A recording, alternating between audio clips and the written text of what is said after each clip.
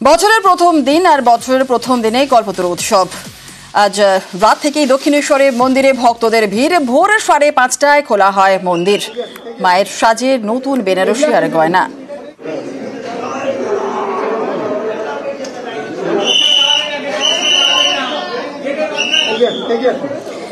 দক্ষিণেশ্বরের পাশাপাশি অবশ্যই আমরা নজর রাখবো কাশীপুর উদ্যান বাটির দিকে। কল্পতরু উৎসব কাশীপুর উদ্যান বাটিতে চলছে এবং সকাল থেকেই ভক্তদের সমাগম। ভোর রাত থেকেই মন্দিরের দরজা খুলে দেওয়া হয়েছে। ভক্তরা দূর দূরান্ত থেকে এসেছেন দর্শন করার জন্য। একই সঙ্গে দু জায়গার ছবি দেখছেন।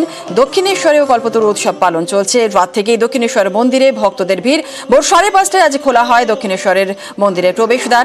মাকে আজকে নতুন বেনারসি পরানো হয়েছে এবং গয়না পরানো হয়েছে। আজ বিশেষ ভোগেরও নিবেদন করা হয়। দুই জায়গা থেকে আমাদের দুই প্রতিনিধি রয়েছেন। দক্ষিণেশ্বর থেকে রয়েছেন আমাদের প্রতিনিধি দেবাশিস, আর কাশীপুর উদ্যানবাটি থেকে রয়েছেন আমাদের অপর প্রতিনিধি প্রিয়াঙ্কা। প্রথমে দেবাশিসের কাছে যাব। দেবাশিস, নতুন বছরের অনেক অনেক শুভেচ্ছা। দক্ষিণেশ্বরে সকাল থেকে ঠিক কি ছবি?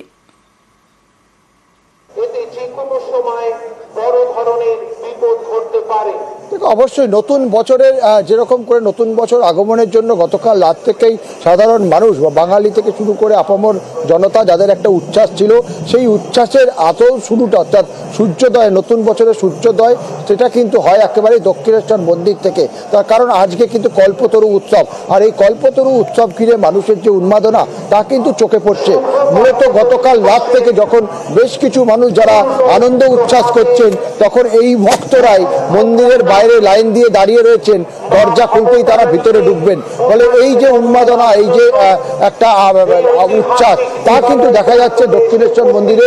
এখন মাত্র সকাল 7টা বেজেছে, তার মধ্যেই কিন্তু একাধিকবার মন্দিরের গেট বন্ধ করতে হয়েছে ভক্তদের চাপে। ফলে খুব সুশৃঙ্খল ভাবে সেখানে প্রবেশ করানো হচ্ছে। একদিকে যেরকম মা ভবতারিণীর মন্দির আজকে সকাল 6টার আগে অর্থাৎ 5:30টার সময় সেখানে খুলে দেওয়া হয়েছে। 5:30টায় যে মঙ্গল আরতি, সেই মঙ্গল আরতির পর সেই মন্দির খুলে দেওয়া হয়। পরবর্তীকালে যে একবার দক্ষিণেশ্বর মন্দিরের যে একেবারে প্রবেশদ্বারের মুখে যে ঠাকুর রামকৃষ্ণদেবের ঘর রয়েছে, সেই ঠাকুর রামকৃষ্ণদেবের ঘরের সামনেও কিন্তু বিশেষভাবে সেই ঘরে বিশেষ পুজো।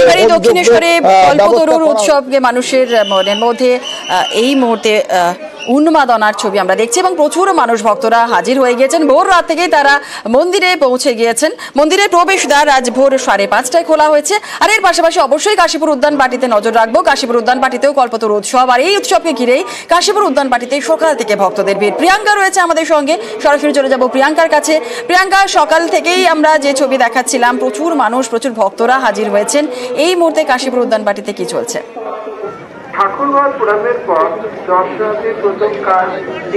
একেবারে জুনেলা, এই সেই তীর্থক্ষেত্র যেখানে দাঁড়িয়ে রয়েছি, কাশীপুর উদ্যান বাটি। আর এই সেই বাড়ি, যে বাড়িতে জীবনের শেষ কয়েকটা দিন অসুস্থ অবস্থায় ছিলেন শ্রী শ্রী রামকৃষ্ণদেব, এবং আজকের এই বিশেষ দিনে তিনি কিছুটা সুস্থ বোধ করেন এবং তারপর যে ইতিহাস, যা তার ভক্তদের কাছে তিনি কল্পতরু হয়েছিলেন, তারপর থেকেই বছরের এই প্রথম দিনটায় কিন্তু কাশীপুর উদ্যান বাটি এই জায়গায়, এই তীর্থক্ষেত্র বলতে পারো, এখানে কিন্তু দূর দূরান্ত থেকে ভক্তরা আসেন এবং আজকের দিনটায় তারা যা মনের মনস্কামনা করেন তা যেন পূরণ হয়, সেইভাবেই তারা আশা রেখে আজকে কাশীপুর উদ্যান বাটি এবং শ্রদ্ধা ভক্তির মধ্যে দিয়ে তারা শ্রী শ্রী ঠাকুরের নাম করে থাকে।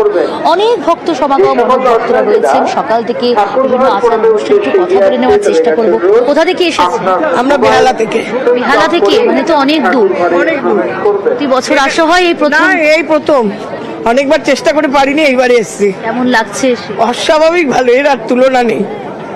খুব স্বাভাবিক বিষয়, তিনি ভারাক্রান্ত হয়ে যাচ্ছেন। সত্যিই তো, মানে এত সুন্দর একটা আধ্যাত্মিক জায়গা, এবং আমি আবারও বলছি যে আজকের এই বিশেষ দিন, এবং এই বিশেষ দিনে প্রচুর ভক্তরা এসেছেন যারা দূর দূরান্ত থেকে, শুধুমাত্র শহর কলকাতা বা শহরতলি নয়, শুধুমাত্র এই বাংলার জেলা থেকে নয়, অন্য ভিন রাজ্য থেকেও অনেকে এসেছেন। রাজ্য থেকে বিভিন্ন জায়গা থেকেই ভক্তরা আসেন আজকের এই বিশেষ দিনটাতে।